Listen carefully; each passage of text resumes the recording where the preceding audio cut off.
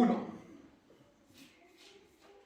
Vamos a retomar la escritura que estuvimos predicando hace 2 domingos. Daniel capítulo 1. Y vamos a leer a partir del versículo 3 del capítulo 1 de Daniel. Y dijo el rey a Aspenaz, capítulo 1, versículo 3. Y dijo el rey a Aspenaz, jefe de sus eunucos, que trajese de los hijos de Israel del linaje real de los príncipes, muchachos en quienes no hubiese tacha alguna, de buen parecer, enseñados en toda sabiduría, sabios en ciencia y de buen entendimiento, e idóneos para estar en el palacio del rey, y que les enseñase las letras y la lengua de los caldeos. Y le señaló el rey ración para cada día, de la provisión de la comida del rey, y del vino que él bebía. Y que los criase 3 años, para que al fin de ellos se presentasen delante del rey. Entre ellos estaban Daniel, Ananías, Misael y Azarías, de los hijos de Judá. A estos el jefe de los eunucos puso nombres. Puso a Daniel Belsasar, a Ananías Sadrac, a Misael Mesac y a Azarías Abed-Nego. Bendito Dios, venimos delante de ti para darte las gracias porque vamos a estudiar, a reflexionar, a hablar de tus cosas. Queremos pedirte, Padre, que las meditaciones de nuestros corazones y los dichos de nuestras bocas sean agradables a ti. En el nombre de Jesús. Amén. Pueden sentarse, hermanos. Decíamos las semanas anteriores, y creo que ya esa predicación está colgada en el internet, ¿verdad? Creo que ya está colgada en el internet. Sabe que tenemos un grupo de WhatsApp. Si usted quiere afiliarse al grupo de WhatsApp, nos tiene que comunicar su número de teléfono y allí se cuelgan en las predicaciones que se dan en este púlpito y también se colocan esas predicaciones en la página del YouTube de la iglesia. Decíamos hace 2 semanas que esta escritura que acabamos de leer hoy y que seguiremos predicando en esta escritura sobre Daniel, hablaba de 4 personas que habían sido sacadas de Jerusalén porque habían llegado a Babilonia y habían sitiado a Jerusalén. Siempre tenemos que entender que Babilonia es, como explicábamos anteriormente, Daniel capítulo 1, mi hermana Tari. Daniel capítulo 1, estamos leyendo allí. Siempre tenemos que entender que Babilonia es sinónimo ¿de qué? Del diablo, del pecado. Y Jerusalén es sinónimo de Dios. Y explicábamos la vez anterior que eso es lo que hace Babilonia con nosotros, nos sitia. Babilonia se mete en nuestra casa, Babilonia se mete por nuestra televisión, por el internet, por lo que escuchamos en las conversaciones, que inclusive pensamos que son conversaciones absolutamente sanas. Resulta que allí está Babilonia, porque estamos rodeados de Babilonia. Por eso dice la Escritura que nosotros tenemos que resplandecer como luminares en medio de una generación maligna y perversa. Y decíamos también que estos 4 jóvenes tenían una particularidad increíble. Decíamos que cuando usted lee, por ejemplo, que termina en EL, el nombre de algunos, es porque está relacionado con el singular del nombre de Dios. El plural del nombre de Dios es Elohim y el singular El significa que tiene que ver con Dios. Daniel, por ejemplo, decíamos que significaba Dios es mi juez o Dios me juzga. Decíamos que Misael, por ejemplo, que empieza por la palabra Mish y termina por él, que ese él es el sinónimo, la contracción del plural, el singular de ese plural, Elohim, mi Dios, mis señores. Eso significa seré lo que Dios quiere que yo sea. Y explicábamos también que, por ejemplo, Ananías y Azarías significa que tienen el IAS al final en el original, y eso es la contracción del nombre Jehová. Por ende, estos 4 jóvenes, Ananías significa Dios me ha favorecido. Y Azarías significa Jehová, Dios me ha ayudado. Cada vez que escuchaban su nombre, no escuchaban Felipe como yo. O no escuchaban John Edwin. Escuchaban los atributos de Dios en la vida de ellos. Es increíble esto. Porque cuando nosotros empezamos a estudiar la Escritura con esta visión, entendemos que nosotros hemos tenido un nuevo nombre. Ahora somos cristianos. En una meditación que está colgada en el internet, decíamos que a los jóvenes de las tribus norteamericanas no les ponían nombre sino hasta cierto tiempo después. Porque nacían los niños en las tribus de los Estados Unidos, en muchas tribus indígenas de los Estados Unidos, nacían los niños y durante muchos años, hasta que llegaban casi a la adolescencia, eran hijos de, así como en la escritura, Bartimeo no tenía nombre porque era hijo de Timeo. Imagínense aquel pobre hombre que ni siquiera tenía nombre. Cuando él escuchaba su nombre le llamaba hijo de Timeo. Pero igual pasaba con aquellas tribus norteamericanas. A los niños se llamaba el hijo de Felipe hasta que tenía cierta edad, porque toda la población le iba observando y después se le daba nombre. Ese famoso todo sentado, o halcón que vuela, se le daba el nombre, y cuando llegaban a esa edad, después de que habían visto las características, porque carácter es aquello que se ve de usted, no confunda carácter con personalidad. Tengo 40 años con una psicóloga, así que le puedo decir que estos temas me los sé de memoria. Si me hipnotiza no lo sé, seguro que sí, cuento todo de noche, pero le puedo decir que este tema me lo sé porque me lo han machacado. Personalidad y carácter son dos cosas diferentes. Carácter es lo que se ve de usted. Carácter es lo que está en su alma. Hemos explicado varias veces y en muchas oportunidades que somos tripartitos, cuerpo, alma, espíritu, ¿verdad? Bueno, pues el cuerpo es esto. El alma es lo que usted es. Por eso es que usted conoce que los niños chiquititos tienen un carácter determinado. Este es berrinche, este es fuerte, este toca. Bueno, esas son las cosas que están en su carácter. Los dones espirituales se colocan en el Espíritu. Ahí es donde viene el Espíritu de Dios y entra al Espíritu. Y el Espíritu Santo que estaba muerto renace. Y viene el Espíritu de Dios y entra allí. Y los dones espirituales y el amor verdadero de Dios se coloca allí. Pues estos jóvenes habían recibido sus nombres. Y cuando escuchaban sus nombres, ¿qué es lo que pasaba con estos jóvenes? Ellos escuchaban las maravillas de Dios en la vida de ellos. Dios es mi juez. Daniel, cuando escuchaba su nombre, no escuchaba a Daniel como usted y yo escuchamos, sino que escuchaba a Dios mi juez. Y cuando a Daniel se le dice que tiene que empezar a comer de las cosas del rey, él entiende que en su vida material tiene que poner un límite material para algo espiritual. Vaya conmigo y lo vemos en el versículo 8.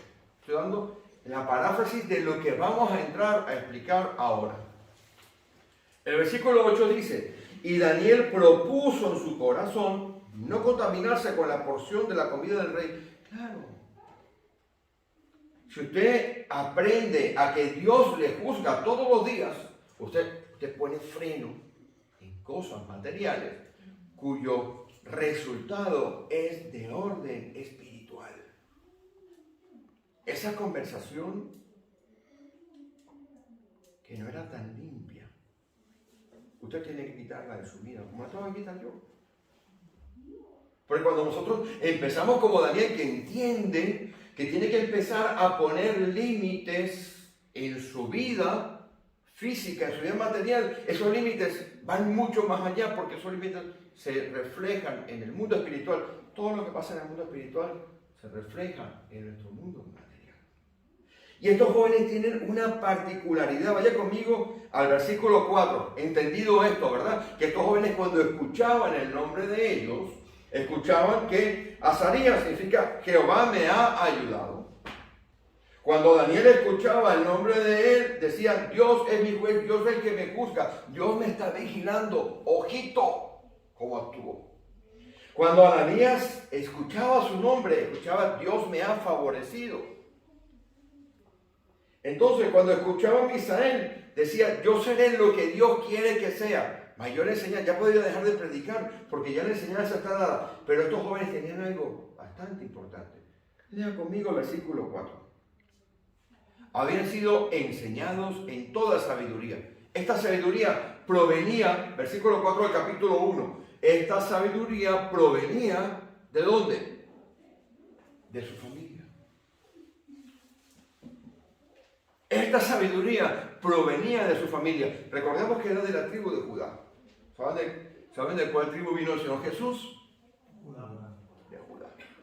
Pero estos jóvenes en su casa habían sido instruidos, en el templo habían sido instruidos en toda sabiduría. Y la sabiduría es algo inmensamente importante para que usted y yo podamos conducirnos en nuestra vida. Y ese es el mensaje que vamos a desarrollar hoy. Miren, en el año 2003 aproximadamente, sí, pero creo que serían por esas fechas. Tenía a mis hijos pequeños y se nos ocurrió ir a Italia, a mi mujer y a mí. Bueno, se le ocurrió a mi mujer, yo conduzco. Ella es la que dice, usted va por aquí y yo por allá. Y yo le hice caso, no, para Italia, vamos para Italia. Teníamos un pequeño coche que no quisimos llevar y alquilamos un coche allí. Los coches italianos son pequeñitos, o por lo menos que yo podía pagar en aquella fecha. Y entonces mi esposo me dijo, bueno, ¿por qué no hacemos una cosa? Porque nos habíamos quedado en el norte de Italia, vamos hasta Roma. Vamos hasta Roma. El problema, Roma nos quedaba a 3 horas y media de donde nos estábamos quedando. Nos estábamos quedando en el hotel del cantante ciego, Andrea Bocelli. Andrea Bocelli tiene un hotel, lo administra el hermano y conseguimos un buen precio y nos quedamos allí, que es el sitio donde está la fábrica. Esto no me hace publicidad, no sé si me irá a pagar la Vespa, pero donde inventaron las motos Vespa. Ya yo esas tan bonitas, ¿no?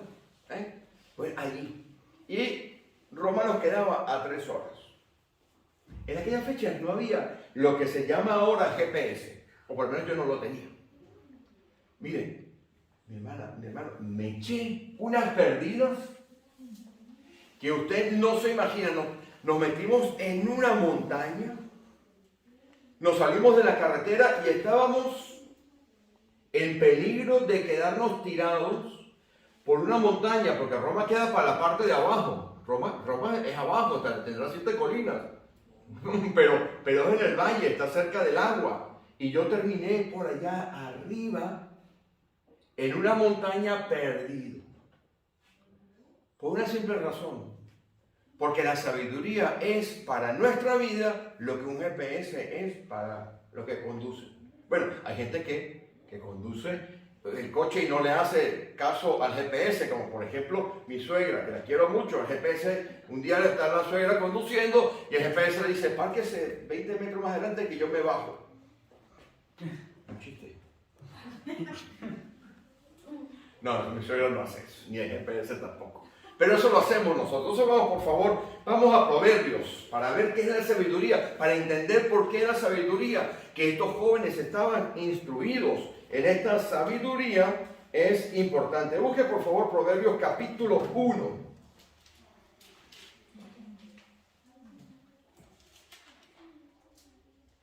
Mire qué importante es la sabiduría. Lea el versículo 20 conmigo. Dice así la Escritura: la sabiduría clama en las calles. Proverbios es un libro que habla de sabiduría.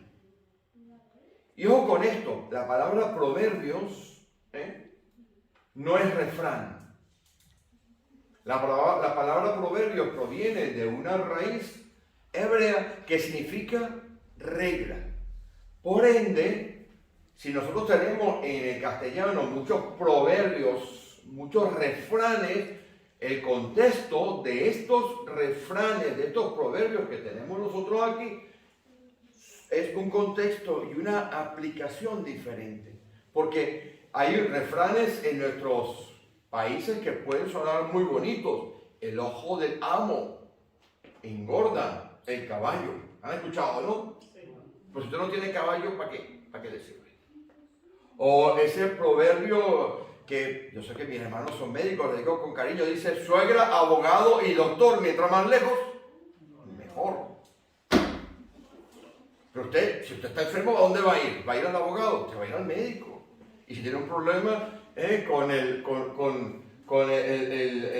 las leyes, va a ir al abogado. O sea que uno aplica esos proverbios en la vida. Pero hay proverbios, refranes que no se aplican, pero los que están aquí en esta escritura tienen que ser aplicados a su vida. Entonces, la definición que podríamos nosotros dar de un proverbio es algo que Dios nos trae a nuestra vida para que en el contexto correcto empecemos nosotros a aplicarlo. Proverbios capítulo 1, versículos 20 y 21. ¿Quién lo lee de una vez, por favor? La sabiduría clama en las calles, alza su voz en las plazas, clama en los principales lugares de reunión, en las entradas de las puertas de la ciudad, dice sus razones. ¿Qué significa esto? Significa que esto es tan importante que la sabiduría está llamando por cualquier lugar en el cual nosotros estemos, entendamos esto en el contexto, buscamos la aplicación en nuestra vida, porque es la manera en que nosotros tenemos que echar mano del conocimiento que viene de parte de Dios para conducir nuestra vida.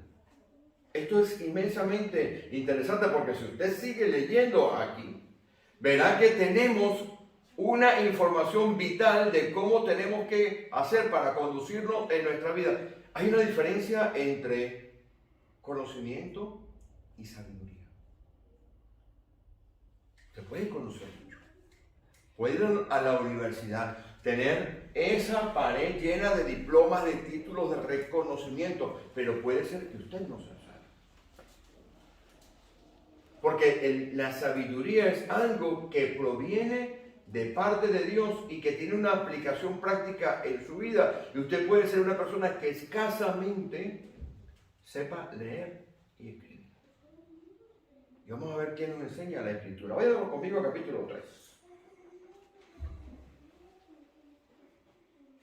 Este orden de versículos del capítulo 3 es inmensamente importante. Cuando yo lo descubrí, me di cuenta lo interesante que hay aquí. Dice Proverbios capítulo 3. Si usted trae para subrayar y quiere subrayar, subraye. Vamos a leer a partir del versículo 5. Miren lo primero que usted tiene que hacer para tener sabiduría en su vida. Lo primero que usted tiene que hacer es fiarse de Dios. No, nosotros nos fiamos de Dios para la salvación. Señor, aquí estoy. Te entrego mis pecados. Me arrepiento. Sálvame. Pero a la hora de empezar a conducir su vida, le puedo asegurar que tanto usted como yo confiamos primero en nosotros mismos. Creemos en un Dios y le ponemos límites. No nos fiamos muchas veces de Dios, no confiamos muchas veces en Dios para conducir cada uno de los aspectos de nuestra vida. Dice aquí, fíate de Jehová con todo tu corazón. Esto es interesante porque en el original ese fiarse de Dios es confiar con una seguridad absoluta. Ojo con esto.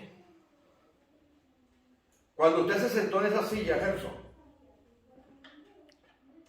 o usted, un poquito más pesadito que eso, usted miró por la parte de abajo si la silla iba a aguantar su peso o no. No, solo estaba limpio. Usted llegó y se sentó allí, ¿verdad? Usted no dijo, ¿esto es chino o es coreano? Sí. Ya el chino lo hizo. ¿No? Los chinos ya como que le da uno, ¿verdad? Como repelús, ¿no? Usted no evaluó si decía carga máxima, como cuando uno se monta un ascensor que se montan 4 o 5 y empieza a pitar. Y todo el mundo se mira a ver quién se baja. Y nadie se baja. Y este cacharro arrancará. Y arranca. Le da el botón y arranca. Bueno, ese fiar que está allí es exactamente igual que lo que dice aquí. Cuando usted se fía de la silla, usted descansa todo su cuerpo, inclusive hasta levanta los piecitos así. ¿O no? Y se relaja ahí, y mientras el pastor está hablando, usted. No hay mejor lugar para dormir que la iglesia. Pero cuando dice la Escritura, fíate de Dios, así es como tenemos que hacer. Tenemos que reposar sobre lo que es Dios, pero no con limitaciones, porque el versículo, ¿qué es lo que dice? ¿Con todo qué? Tu corazón. ¿Con todo qué? Tu corazón. Le voy a decir lo que significa corazón. No es ¿saben que no es el órgano cardíaco? Es inteligencia, conocimiento, prudencia, ser interior. Es decir, todo lo que usted es. Todo lo que Dios le ha dado a usted de entendimiento, de capacidad de aprender, de entender, de pensar, de razonar, de reflexionar. Todo lo que usted usa para solucionar un problema. Porque cuando usted tiene un problema, usted se levanta por la mañana. Dios, ayúdame. Te juro, por Dios santo, que si me ayudas esto, empieza a negociar con Dios. ¿O no? Dios de transacciones, ¿no? Y entonces ya, usted ora a las 7, y ya a las 10:30 de la mañana como que se lo olvidó. Voy a llamar al amigo este a ver si me ayuda. Empezamos a tirar de contactos. Y cuando tiramos de contactos es porque no tenemos para tirar de chequera, como siempre andamos así. Pero aquí lo que dice es, no tire de contactos, no tire de chequera, ¿ok? Ve primero y reposa todo lo que eres, con todo tu corazón, que no te quede nada dentro de ti, colócalo allí. Y eso lo hizo Daniel. Daniel entendió. Y los amigos de Daniel, porque si usted sigue leyendo Daniel, verá que cuando Daniel le llama y le dice, oye, prepárate porque el rey ha dicho que vamos a pasar por cuchillo a todos los sabios. Y entre esos sabios, lea el capítulo 2 y el capítulo 3 de Daniel, estaba Daniel y sus amigos. Y él fue y reconoció que solamente de Dios podía venir la solución de conocer aquello. Entonces cuando usted se fía de Dios, usted se apoya totalmente en Dios. Pero ¿cuál es el contraste que está allí? ¿Cuál es la segunda parte del versículo? ¿Dónde usted no tiene que apoyarse? ¿Dónde? En la propia prudencia. Nuestro conocimiento es lo primero que hacemos. A ver, tengo 40 años en este negocio. Que he visto mucho. ¿Cómo está, hermano? Victoria. ¿Y qué tal van las cosas? Oh, mi hermano, bendito Dios. Cuando Dios salga por esa puerta, mire, a devorar. Pero está 20 euros, mi hermano. En vez de decirle, Dios, yo no sé cómo lo vas a hacer. Yo no sé cómo vas a solucionar, pero yo estoy seguro que tú vas a proveer en tu tiempo perfecto la cantidad que yo necesito. Y de esto tengo testimonios en mi vida cristiana. Y mi madre que está viendo esta predicación, tengo que decirle que mi madre me sigue desde Estados Unidos en la predicación. Y me corrige, mamá, saludos. Me corrige. Mi madre es testigo que estábamos casi al borde de la inanición en Caracas. ¿Sabe lo que es inanición? Si mis hermanos médicos se lo explican. Los ruidos intestinales y estomacales, parecía una orquesta de esta de merengue. Y la de mi mamá y todo el mundo ahí casi pasando hambre. Y mi madre se acuerda que está viendo la predicación. Se acuerda que nos pusimos a orar en el piso, en el apartamento donde vivíamos. Y estábamos orando diciéndole, Señor, no tenemos para comer. Usted abría la nevera y lo que había era un tomate arrugadito y una botella de agua. Salía más barato desconectar el frigorífico. Habíamos estado comiendo de una, ¿sabes qué es guayaba? ¿No? ¿Sabes lo que es la guayaba, verdad? Sí. De una mermelada de guayaba que nos habían regalado en la iglesia, una mermelada de guayaba de este color así. Yo odiaba la mermelada de guayaba, ya el cuarto día. Desayuno, almuerzo y cena, mermelada de guayaba. ¿Usted qué cree que un ser humano es capaz de aguantar eso? Yo tuve que aguantar. la alacena, la despensa, nada. Señor, usted la abrió. Nada. Y estamos mi mamá y yo orando allí. Y escuchamos por debajo de la puerta un sobre. Tenía la cantidad exacta que necesitábamos para pagar el alquiler y comprar algo que no fuera mermelada de guayaba. Fíjate de Jehová, ¿a cuántos nos habíamos llamado? Todo el mundo. Cuando usted está en una necesidad y usted llama a un hermano, présteme 20 euros, y el hermano le dice, voy a orar, no se lo van a prestar. ¿Qué es usted que no se lo van a dar? Pues a todos nos dicen, vamos a orar, vamos a dar apoyo espiritual. Yo no necesito apoyo espiritual, yo necesito dinerito. Y cuando usted está en una situación difícil, usted va a Dios y ora a Dios y dice, Señor, yo no tengo salida. Pero tú sí tienes salida. Entonces está aquí, no te apoyes en tu propia prudencia. Pero miren, el versículo 6 lo que nos dice. ¿Qué dice el versículo 6? Porque el orden de los versículos es importante. El orden de los versículos y la forma en que este versículo está dado es, primero, que usted se fía de todo su corazón. Usted entrega todo lo que es. Todos sus miedos, todos sus temores, todo lo que usted tiene adentro. Usted dice, no, yo lo voy a poner delante de Dios. Y después solamente se fía en Él y no en lo que usted puede hacer. No limite a Dios. Creemos en un Dios para unas cosas, pero para otras no parece. ¿Usted qué cree? ¿Que Dios no es dueño del oro y de la plata? ¿Dios no le puede sanar? ¿Dios no le puede solucionar los problemas? Pues sí, pues le puede sanar, le puede solucionar los problemas. Pero usted lo primero que tiene que hacer es apoyarse y descansar absolutamente en Dios. Y usted dejará que Dios provea. Pero siga leyendo conmigo. ¿Qué dice el versículo 6? Reconocerlo en todos tus caminos. ¿Usted sabe qué significa eso? Que usted tiene que estar absolutamente claro en que todo lo que viene a su vida pasa por la mano de Dios. Mire, todas las pruebas, todas las circunstancias que están pasando en la vida de nosotros, o Dios las permite o Dios las manda. Téngalo absolutamente claro, no hay otra manera. Entonces, cuando usted reconoce a Dios en su vida, usted se ha fiado de Él, usted ha dejado toda su capacidad, de su entendimiento de lado y se coloca a los pies del Señor. Miren lo que acontece. Seguimos leyendo el versículo 6. ¿Qué hará Él? ¿Qué hará? Y Él enderezará tus veredas. Hermana, no hay cosa más importante que dejar a Dios que actúe en nuestra vida.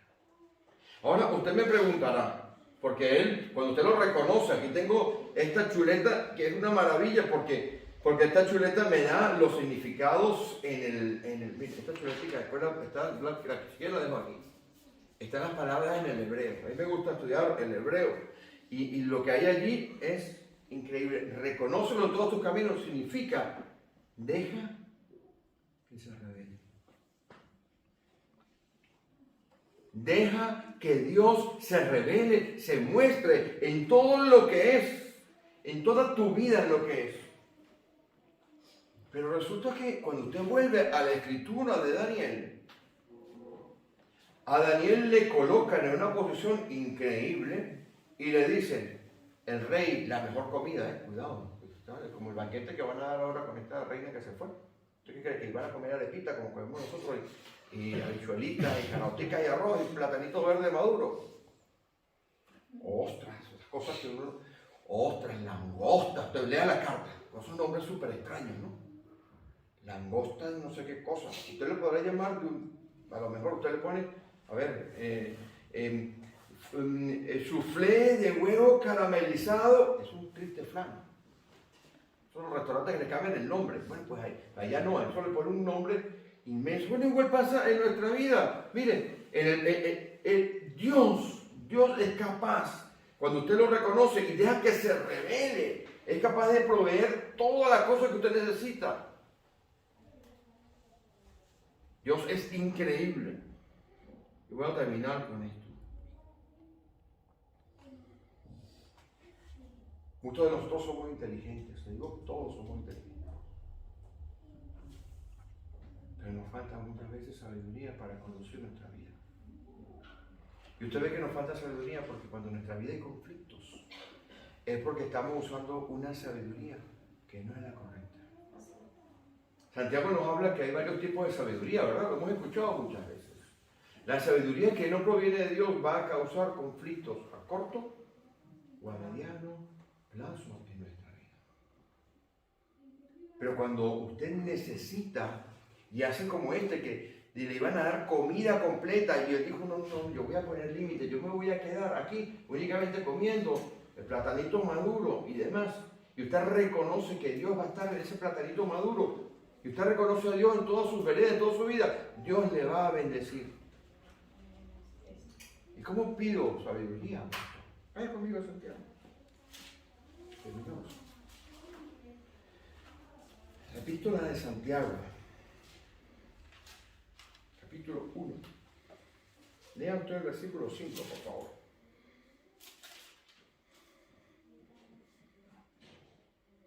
Y si alguno de vosotros tiene falta de sabiduría, pídala a Dios, el cual da a todos abundantemente y sin reproche, y le será dada.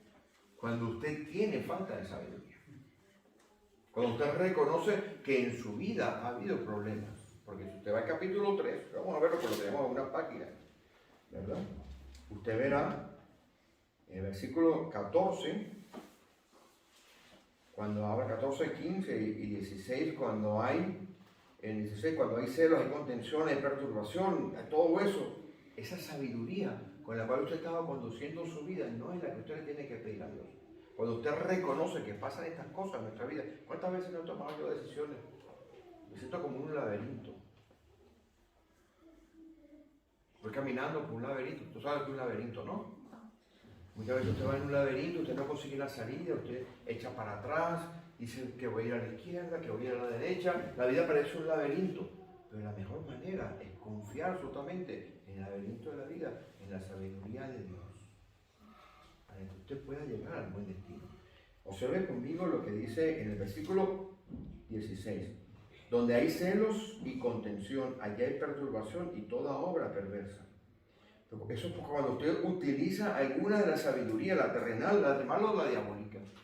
Porque hay sabiduría diabólica, cuidado, no se engañen. Inclusive en la iglesia hay sabiduría diabólica. Inclusive en la iglesia hay sabiduría diabólica. Lo primero que entra a perturbar la vida de nosotros es el enemigo. El enemigo quiere que nosotros tomemos decisiones que parecen que fueran correctas, pero no lo son. Hemos explicado muchas veces que el discernimiento es importante en una iglesia, pero no discernir lo bueno de lo malo, que eso es lo más fácil del mundo, lo bueno de lo que parece bueno. Y solamente eso viene a través del discernimiento espiritual. Por eso toda la iglesia siempre tiene que pedir discernimiento espiritual. Ahora observen conmigo, y con esto voy terminando. La sabiduría que es de lo alto, versículo 17, es pura, pacífica, amable, benigna, llena de misericordia y de buenos frutos. Hay contención en nuestra casa, hay tirantez y dificultad, hay en nuestra casa falta de conocimiento. ¿Qué voy a hacer? Voy a ir a esto, voy a ir a lo otro, y cuando tomo una decisión se causa un problema, tirantez en la casa. Es porque usted está utilizando, como he utilizado yo muchísimas veces, y todos los días tengo que ir a pedir a Dios que me dé la sabiduría que proviene de Él. Job 28:28 dijo lo siguiente: he aquí que el temor del Señor es la sabiduría. La sabiduría podríamos definirla como tomar decisiones como las tomaría el Señor. Lo repito. Pablo dice que tenemos la mente de Cristo. ¿Lo ha escuchado alguna vez? Sí. Romanos. Dice que tenemos la mente de Cristo. Porque Cristo es sabiduría de Dios y poder de Dios. 1 Corintios capítulo 1, versículo 24. Con eso terminamos ya. La enseñanza de hoy es: Ponga límites en su vida. No se contamine. Busque de parte de Dios. Entienda que Dios está con usted. Dios es su juez. Dios es su ayudador. Usted será lo que Dios quiere que usted sea, pero usted tiene que someter su vida a Dios. Y para que en su vida haya sabiduría de parte de Dios, usted tiene que reconocer que Dios es el proveedor de la sabiduría, como lo reconoció Daniel cuando dio la revelación, el sueño y la revelación. ¿Y sabe lo que pasó? Dios, solamente de parte de Dios viene la sabiduría. No confunda sabiduría con entendimiento ni con conocimiento. La sabiduría viene de Dios y tiene que tener en su vida la sabiduría que solamente recibe cuando usted deja que Jesucristo sea el Rey de su vida. 1 Corintios capítulo 1, versículo 24. ¿Quién lo tiene? Mas para los llamados, así judíos como griegos, Cristo, poder de Dios y sabiduría de Dios. Cuando usted tiene a Jesucristo, tengo que decirle que usted tiene la mente de Dios. Cuando usted tiene la mente de Dios, usted toma las decisiones como las tomaría Él. Esta conexión directa con Dios. Yo animo a la iglesia,